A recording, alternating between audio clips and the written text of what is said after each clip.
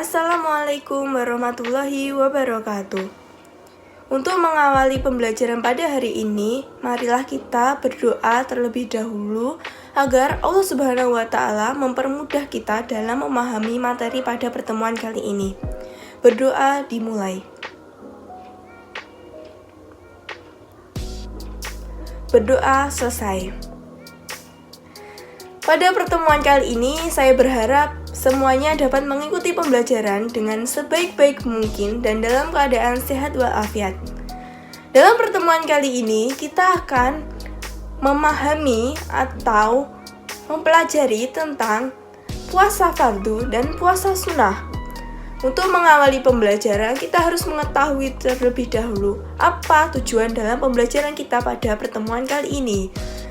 Yaitu setelah kita mengikuti materi pembelajaran tentang puasa fardu dan puasa sunnah melalui model active learning dengan metode ceramah dan ikhwiri, peserta didik dapat memahami pengertian dan dalil puasa, menjelaskan syarat dan rukun puasa, membedakan tata cara puasa wajib dan puasa sunnah, serta dapat menganalisis hikmah puasa. Selanjutnya, kita akan mempelajari tentang apa sebenarnya puasa. Apakah di antara kalian semua ada yang sudah mengetahui apa pengertian dari puasa itu sendiri? Puasa itu sendiri yaitu menurut istilah dan bahasa Arab dikenal dengan kata syam atau syaum, yang artinya yaitu menahan atau mencegah. Sedangkan menurut istilah, puasa adalah menahan diri dari segala sesuatu yang membatalkan puasa sejak terbitnya fajar hingga terbenamnya matahari, disertai dengan niat. Hal tersebut juga sudah difirmankan oleh Allah dalam Quran Surat Al-Baqarah ayat 187. A'udzubillahi minasyaitonirrajim. Bismillahirrahmanirrahim. Wa aqulu washrobu hatta yatabayyana lakumul khaytu abyatu minal khayti aswadi minal fajrin summa atimus syiyama illal lail, yang artinya, dan maka minumlah hingga terang bagimu benang putih dari benang hitam, yaitu fajar. Kemudian sempurnakanlah puasa itu sampai datangnya malam. Quran Surat Al-Baqarah ayat 187. Selanjutnya, dalam melaksanakan puasa, kita harus mengetahui apa saja syarat-syarat puasa. Adapun syarat wajib puasa. Syarat wajib puasa ini yaitu segala sesuatu yang menyebabkan seseorang diwajibkan melakukan puasa. Muslim yang belum memenuhi syarat wajib puasa, maka dia belum dikenai kewajiban untuk mengerjakan puasa wajib, yaitu seperti Islam, balik, berakal sehat, mampu atau kuat dalam melakukannya, suci dari haid dan nifas, ini khusus bagi kaum wanita, dan yang terakhir yaitu menetap atau mukmin. Selanjutnya ada juga syarat sah puasa. Syarat sah puasa ini yaitu kondisi yang harus dipenuhi oleh seseorang agar puasanya itu sah dan diterima oleh Allah Subhanahu wa Ta'ala, yaitu Islam, mumayyiz atau bisa membedakan yang baik dan buruk, suci dari haid dan nifas, dan yang terakhir yaitu berpuasa bukan pada hari-hari yang sudah diharamkan dalam Islam. Selanjutnya, adapun syarat juga adapun rukun puasa. Rukun puasa ini dibagi menjadi dua, yaitu niat. Niat puasa ini adalah kesengajaan di dalam hati untuk menjalankan puasa semata-mata mengharap ridha Allah Subhanahu wa Ta'ala. Ibadah puasa tanpa adanya niat maka tidak bisa dikatakan bahwa ini adalah puasa, maupun puasa sunnah maupun puasa fardu. Puasa fardu tetapi dapat diniatkan saat sebelum datangnya fajar, sedangkan dalam puasa sunnah niat boleh dilakukan setelah terbitnya fajar dengan syarat kita belum melakukan perbuatan-perbuatan yang membatalkan puasa seperti makan, minum, berhubungan suami istri, dan lain-lain. Ini sudah diriwayatkan dalam hadis riwayat Abu Daud, Tirmidzi, dan An-Nasai. Yang kedua yaitu meninggalkan segala sesuatu yang membatalkan puasa melalui terbitnya fajar hingga matahari terbenam. Jadi, seseorang yang sedang berpuasa tidak boleh melakukan hal-hal yang membatalkan puasa seperti makan, minum, dan lain-lain. Itu mulai dari terbitnya fajar hingga terbenamnya matahari. Adapun juga sunnah puasa. Selain melaksanakan hal yang wajib, kita juga dianjurkan melakukan amalan-amalan sunnah untuk mendapatkan kesempurnaan ibadah kita. Seperti amalan-amalan sunnah yang dapat kita lakukan yaitu yang pertama, makan sahur. Makan sahur ini bertujuan kita kuat menjalankan ibadah puasa. Sahur ini disunahkan karena ada keberkahan di dalamnya. Ini juga sudah diriwayatkan oleh Al-Bukhari dan Muslim. Yang kedua yaitu mengakhirkan makan sahur.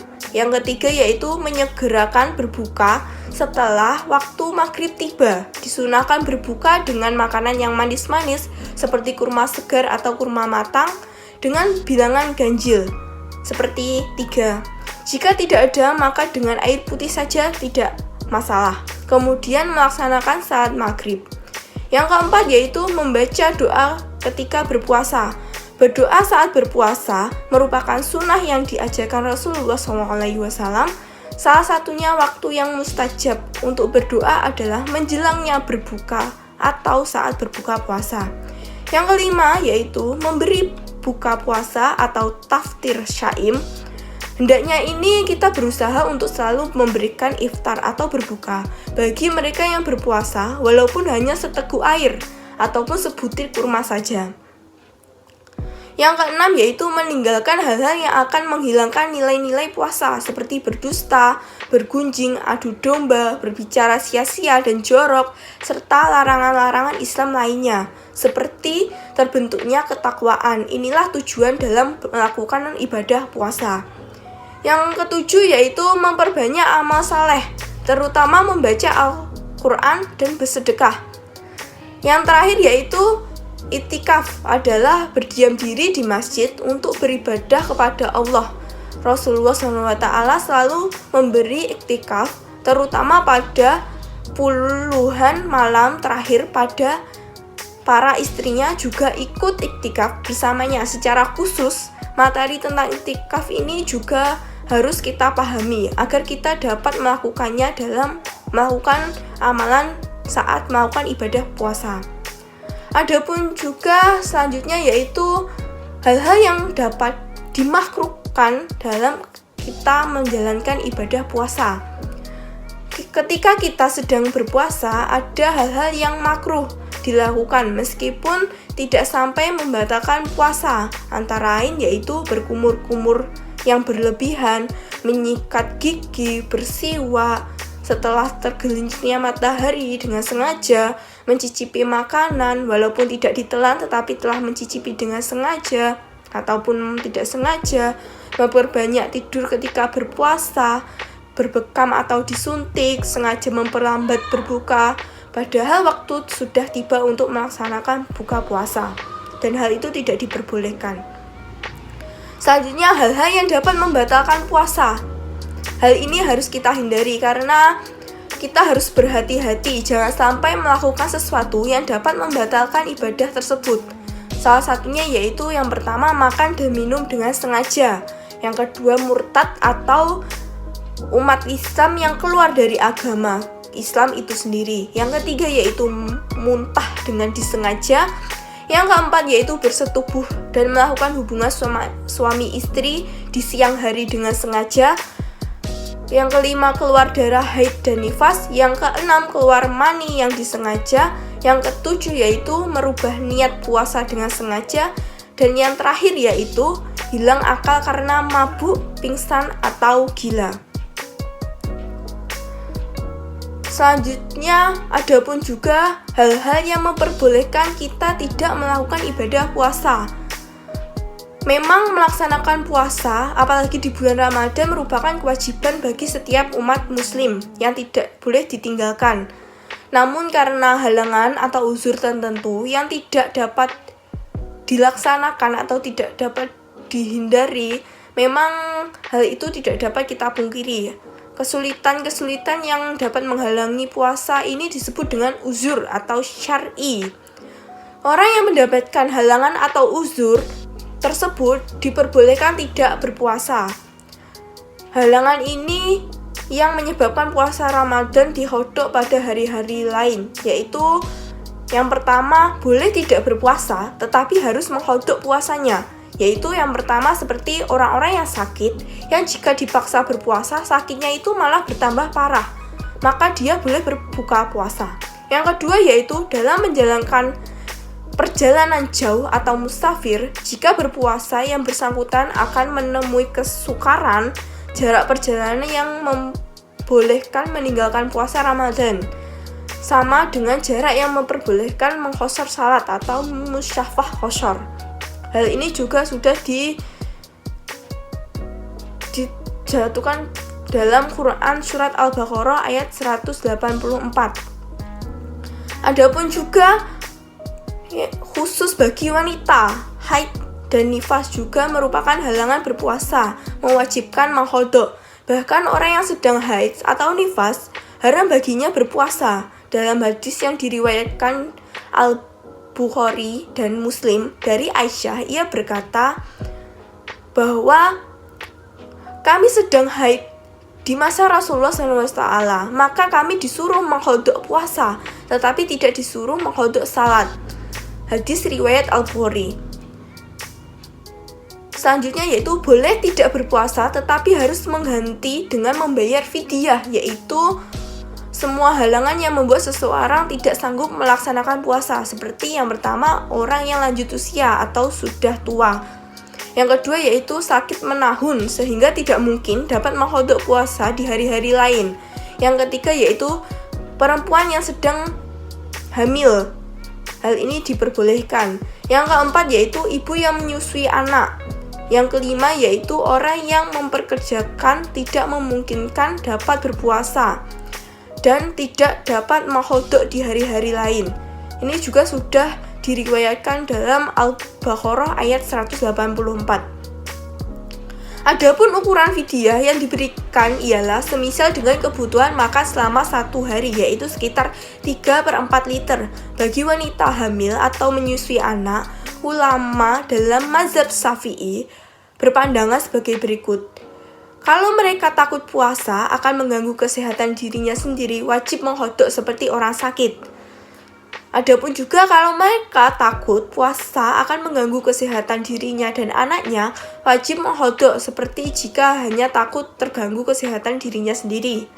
Dan ada juga yang kalau mereka takut berpuasa akan mengganggu anaknya, wajib menghodok dan membayar fidyah. Selanjutnya kita akan memahami tentang apa saja macam-macam puasa. Adapun yang pertama yaitu puasa Ramadan. Adapun puasa Ramadan yaitu puasa yang diwajibkan atas setiap muslim yang memenuhi syarat selama sebulan penuh pada bulan Ramadan.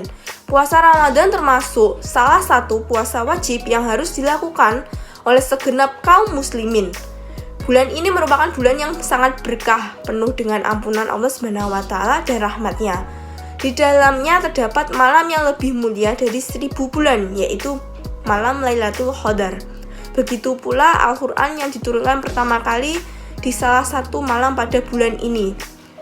Bulan puasa Ramadan juga diwajibkan oleh Allah SWT untuk pertama kalinya pada tahun kedua Hijriah. Pada waktu itu Rasulullah baru menerima perintah memindahkan arah kiblat dari Baitul Maqdis di Palestina ke arah Masjidil Haram di Makkah. Hal ini juga sudah diriwayatkan dalam Quran surat Al-Baqarah ayat 183. Adapun juga cara menentukan awal dan akhir Ramadan. Yang pertama yaitu Ru'yatul Hilal, yaitu dengan cara melihat terbitnya bulan dari hari ke-29 bulan Sya'ban pada sore hari saat matahari terbenam di ufuk barat.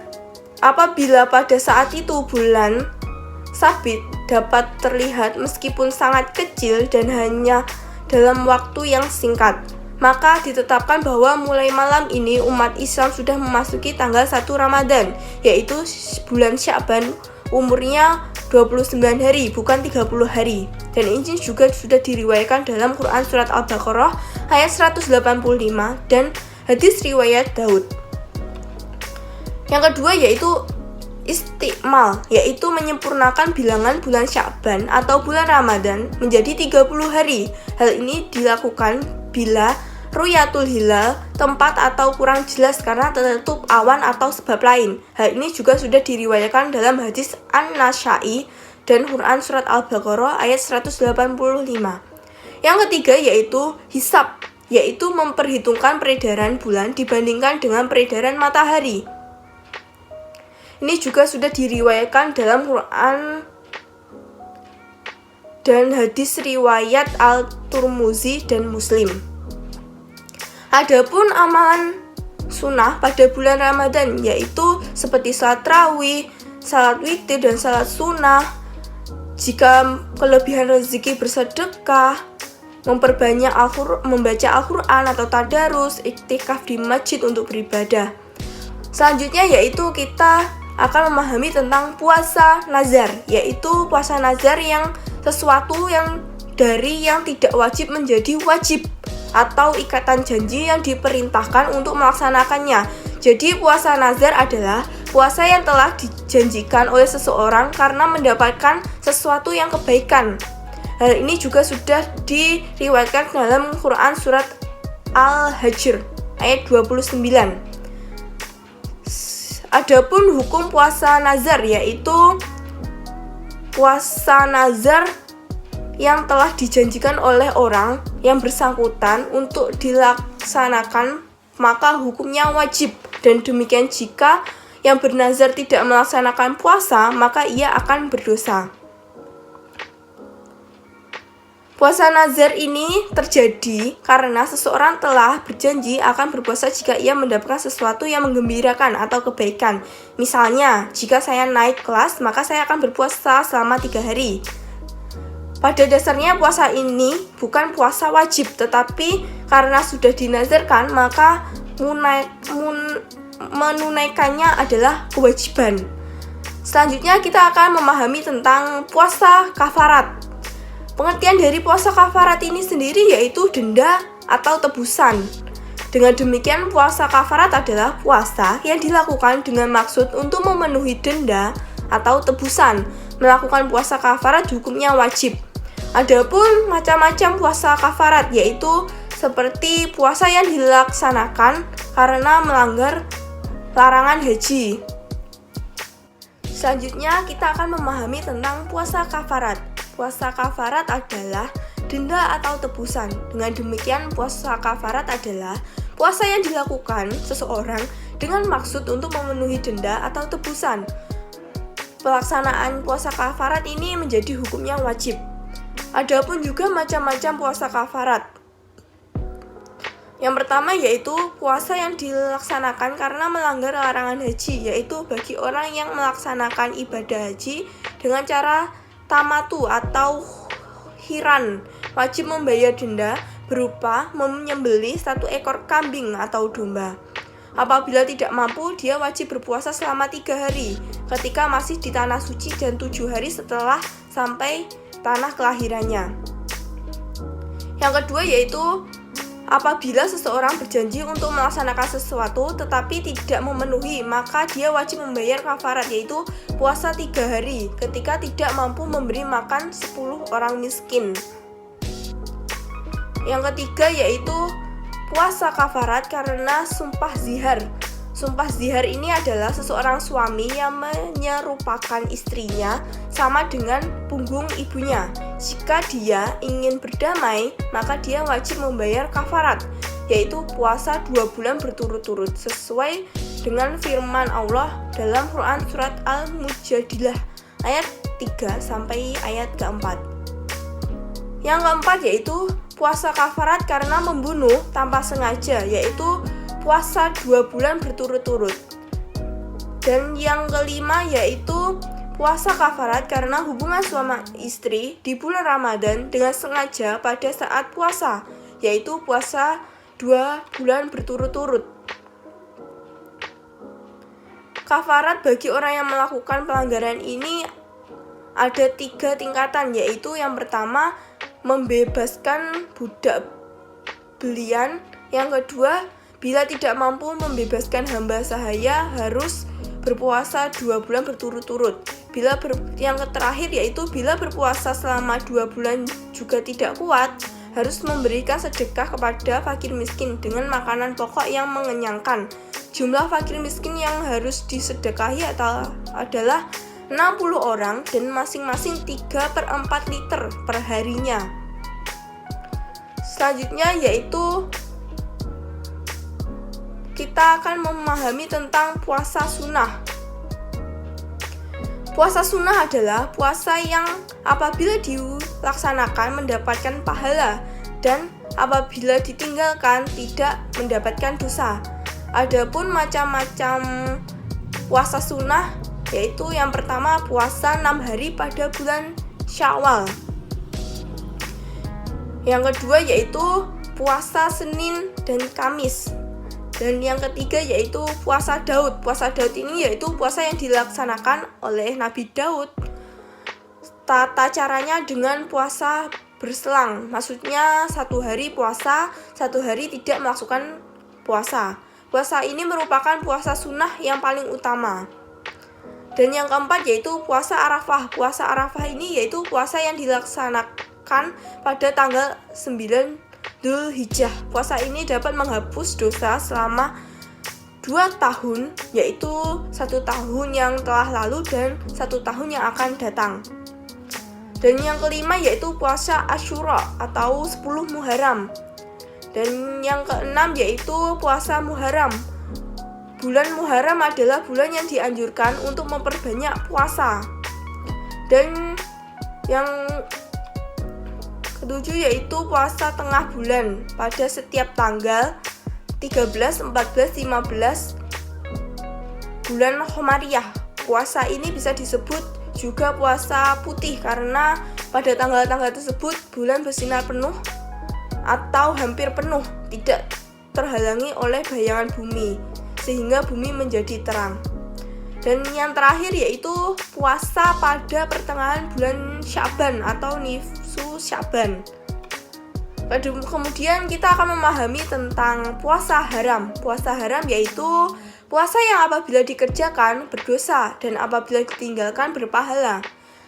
Adapun macam-macamnya yaitu yang pertama hari raya Idul Fitri. Tanggal 1 Syawal telah ditetapkan sebagai hari raya sakral umat Islam. Hari itu adalah hari kemenangan yang harus dirayakan dengan kegembiraan. Karena itu syariat telah mengatur bahwa di hari itu tidak diperkenankan seseorang untuk berpuasa sampai pada tingkat haram. Meski tidak ada yang bisa dimakan, paling tidak harus membatalkan puasa atau tidak berniat puasa. Yang kedua yaitu hari raya Idul Adha. Hal yang sama juga pada tanggal 10 Dzulhijjah sebagai hari raya kedua bagi umat Islam.